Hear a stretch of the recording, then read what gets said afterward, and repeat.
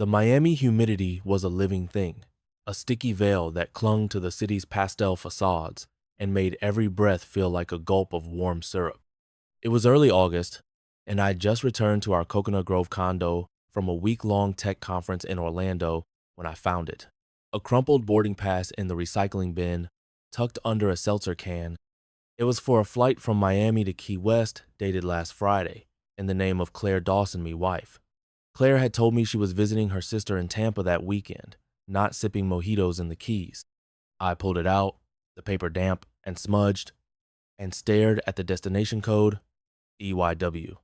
No return ticket, no explanation, just a single clue that didn't compute. I'm not the guy who freaks out over nothing. At 38, I've learned most bugs have fixes. I'm a cybersecurity analyst. I hunt vulnerabilities, patch systems before they crash. Claire and I have been married 6 years. Our life, a sunny blend of her travel blogging, my remote gigs, and lazy Sundays at South Beach. But that boarding pass was a glitch in the code, a red flag in a clean system. I set it on the kitchen counter, grabbed a Cuban coffee from the machine, and stood on our balcony, the ocean breeze carrying salt and diesel, the distant pulse of reggaeton from a passing car. Maybe it was a mistake, I told myself. Maybe a friend's trip. But Claire hadn't mentioned Key West, and my hacker's instinct, the one that smells phishing scam, said otherwise. Claire was out when I got home, her text saying she was shooting content at Wynwood Walls for her blog. She'd been busier lately, her evenings filled with brand meetings or photo edits, her phone buzzing with notifications she'd mute with a quick laugh. I didn't think much of either travel influencer gig was her passion, all about chasing aesthetics and followers. But now, that boarding pass was a breach in the firewall. I sat at our glass dining table, the condo's AC humming, the boarding pass glaring under the pendant light. It was for a 6:45 p.m. Flight, economy, no check bag saw for Claire, who always overpacked. Claire came home around 8, her camera bag slung over her shoulder, her blonde hair salty from the beach, a coral sundress glowing against her tan. "Hey, Coder," she said, flashing a grin, kicking off her espadrilles. She smelled like coconut sunscreen and lime, her usual Miami vibe. Orlando was all suits and swag, right? Hot. Geeky.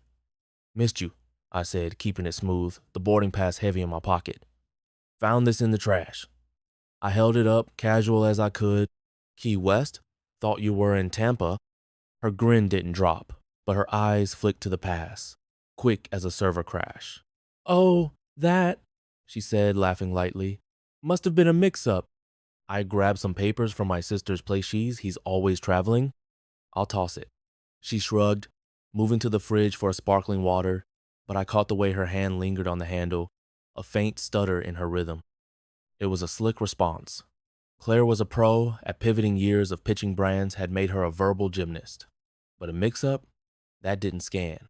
I smiled, let it slide, and we ordered takeout Mojo pork tacos. Her favorite while she rambled about Wynwood's murals. Her voice bright, but her fingers tapping her glass too fast. The ocean roared outside, the city's neon flickering, and I knew I was being redirected. The next morning, I started debugging. Claire was at a yoga class, so I had the condo to myself. I checked the recycling bin, again no other clues, but the boarding pass had a faint coffee stain, like it had been handled in a rush.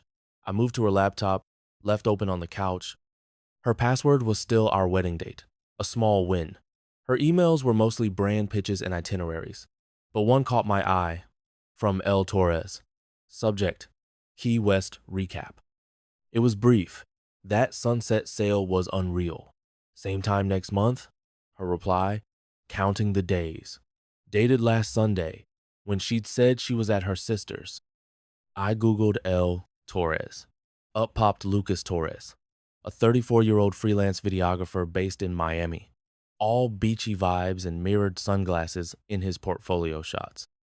His Instagram was a reel of drone footage and cocktail sunsets, including a post from Key West, a sailboat against a pink sky, captioned "Chasing Horizons."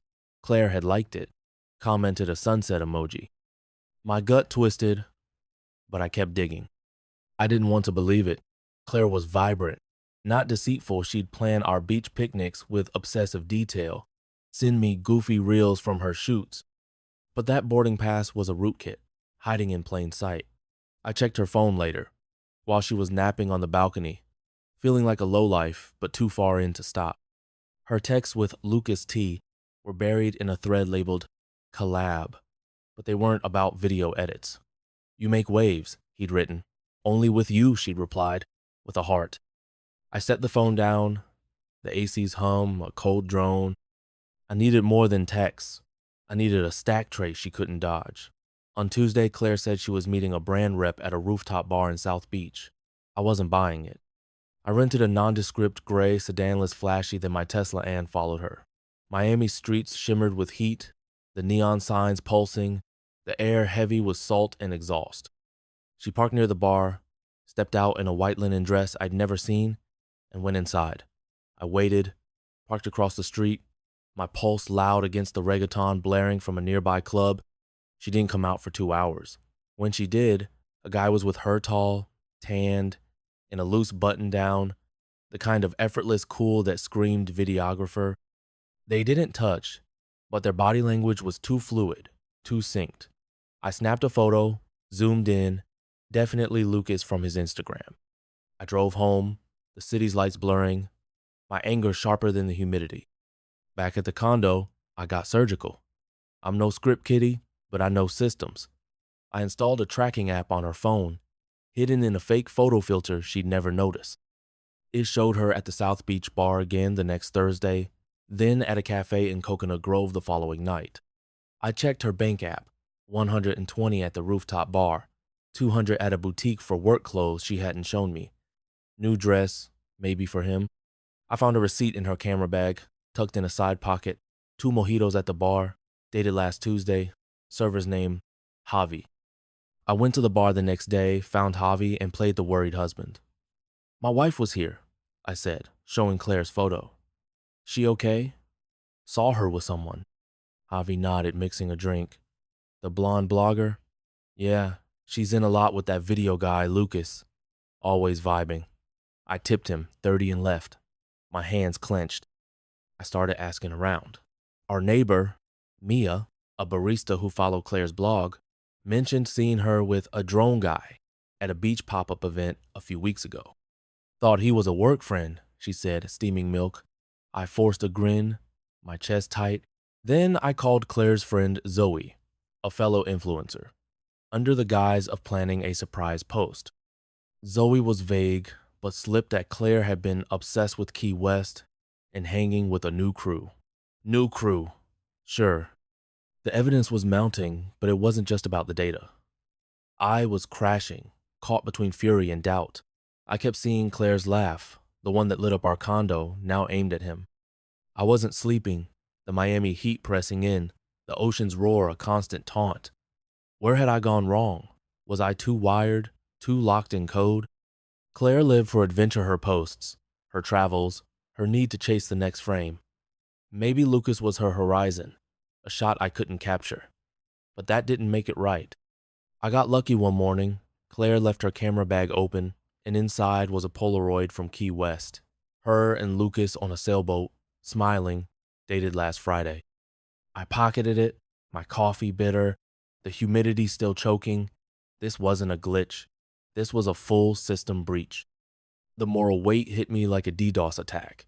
I could confront her now, shut it all down, but what then? Divorce? Revenge? I didn't want to be the guy who nukes his life, but I couldn't be the one who ignores it either. Claire wasn't just cheating, she was scripting a new reel, one where I was the extra. I was done with that. I started planning, not just to catch her, but to make her see me, the guy she thought she could outframe. The boarding pass, the Polaroid, the texts, they were my exploit kit, and I was ready to deploy. Miami's August heat was a relentless pulse, the city's neon veins glowing through the humid haze, the ocean's rhythm a restless undercurrent. A week had passed since I found the crumpled Key West boarding pass in our recycling bin, its ink smudged but damning, exposing Claire's lie about her Tampa weekend. My investigation had compiled a brutal log, flirty texts with Lucas Torres, the videographer, hidden as collab, GPS tracks to a South Beach rooftop bar, a sailboat Polaroid, a mojito receipt. and Mia's comment about Claire with a drone guy. Proof was only half the hack I needed Claire to face the breach, to see the husband she'd cropped from her perfect reel. I planned the confrontation like a penetration test, calculated and unyielding. No blowout in our Coconut Grove condo. No ambush over Cuban coffee. I chose the Delano's Rooftop bar, her latest brand meeting spot, where she thought her curated life was untouchable. She'd mentioned drinks there on Friday, so I texted I'd be working late but could swing by for a nightcap.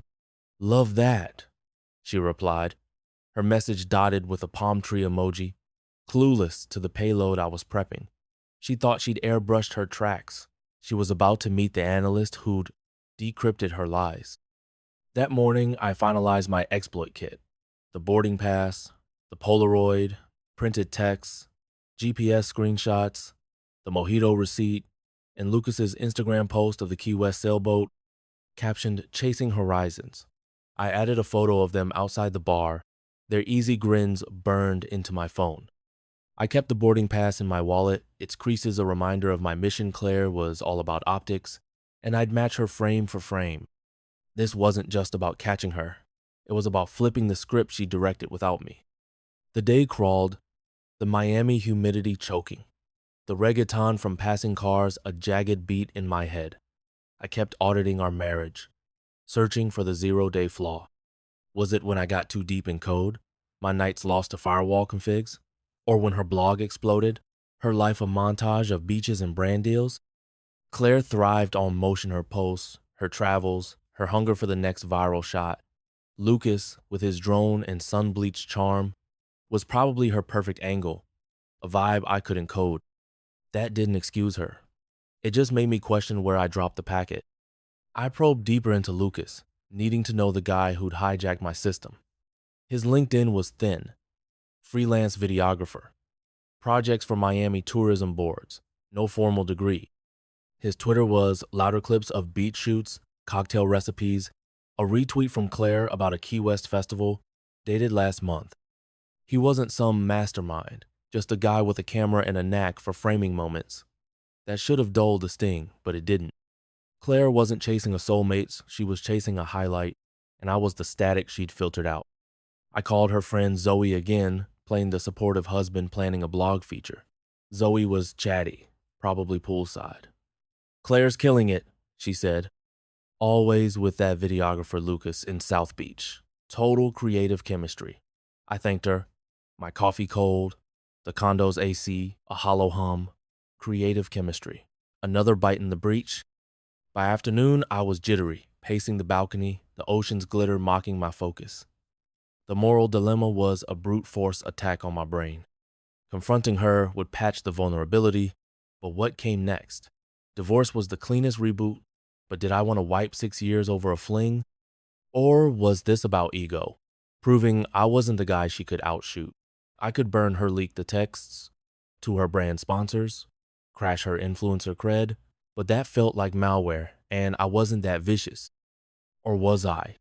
The humidity blurred everything, like the truth was sweating through the cracks. I got to the Delano's Rooftop early. The bar, a sleek oasis of white drapes and glass, the Miami skyline pulsing below, the air heavy with salt and perfume. The crowd was pure South Beach. Influencers in linen, finance bros in loafers, sipping overpriced cocktails to a chill house beat. I wore a dark button down, blending in but feeling like a debugger in a photo shoot, my kit tucked in a slim portfolio. I claimed a corner table, private but with a view of the entrance, and ordered a rum runner. The boarding pass sat heavy in my wallet, a trigger for the takedown. Claire arrived at 9:15, a vision in that new white linen dress, her blonde hair loose, a mojito in hand.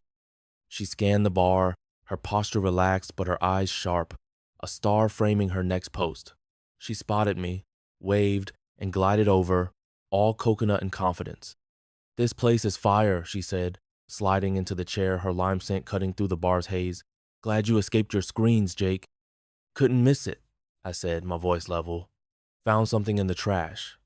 I slid the boarding pass across the table, the EYW code stark under the bar's LEDs. Her smile flickered, just a frame, her eyes locking on it. "What's that?" she said, her voice tight, still playing the influencer. Jake, you kept that? It's just my sister's. You're overthinking it. Am I? I set the Polaroid down, her and Lucas on the sailboat, undeniable. Then there's this. I opened the portfolio, spreading the text, GPS logs, receipt, and his Instagram post like a failed algorithm. Her face didn't move, but her hand gripped her mojito, the ice clinking. Jake, this is crazy, she hissed, her eyes darting to the crowd to check for eyes. You're hacking me? That's desperate. Desperate? I leaned in, my voice low, sharp as a brute force crack. Desperate's lying about Tampa while you're sailing with Lucas Torres in Key West. Every Tuesday at this bar. I've got your texts, your GPS, even Javi the server knows you're vibing. Want to call it a collab again? Her jaw clenched, and for a moment, I thought she'd bolt. But she stayed, her eyes flashing like a glitched filter. You're blowing this up, she said. Lucas is a partner, a rush. You're too busy coding to get my world. A rush? I laughed, cold and cutting. You're texting him hearts, buying dresses, sneaking to the Keys. What is it, Claire? His drone? His beachy vibe? Or just the thrill of cutting me out? She flinched, but she didn't break. You don't understand, she said. You're so wired. Lucas feels free. He gets my spark. This, she gestured at the papers, is nothing. It's not what you think. Nothing? I tapped the Polaroid. You're in deep, and I've got the screenshot. Keep posing, Claire. It's almost a wrap. A waiter glanced our way, sensing the static, but I waved him off. Claire sipped her mojito, her eyes locked on mine, recalculating. What do you want? She said finally. A divorce? To tank my brand? Go ahead, Jake. You're not the hero you think you are. I want the truth, I said. No filters, no spin. You owe me that. She leaned back, crossing her arms. Fine. Yes, I've been with him. It's not love, it's a vibe. You wouldn't get it. A vibe. The word hit like a server crash, but I didn't blink. I'd cracked her facade, forced the output. But it didn't feel like a clean patch. It felt like a system hanging by a thread. We sat there, the house beat pulsing, the bar's lights casting shadows on her face. I could have walked away, left her with the kit and the tab, but part of me needed more not an apology, but a why. Was it really a vibe, like she said, or was she chasing a frame I'd failed to shoot? I thought about our early daysher dragging me to salsa clubs, her laugh when I botched a step. Where had that Claire gone? You could have told me, I said, quieter now. If you needed a vibe, you didn't have to rewrite our code. She looked away, her fingers tracing the rim of her glass. You wouldn't have seen it, she said. You're always so locked in. It stung, because there was a bit of truth there. I'd been consumed, my life, a loop of scans and patches, but that didn't justify her. Nothing did. I closed the portfolio, left a boarding pass on the table. Keep your vibe, I said, but don't expect me to debug it. I stood and walked out. The bar's neon fading, the Miami night thick and sharp, the city pulsed, daring me to act. Divorce was the cleanest format, but did I want to erase 6 years entirely?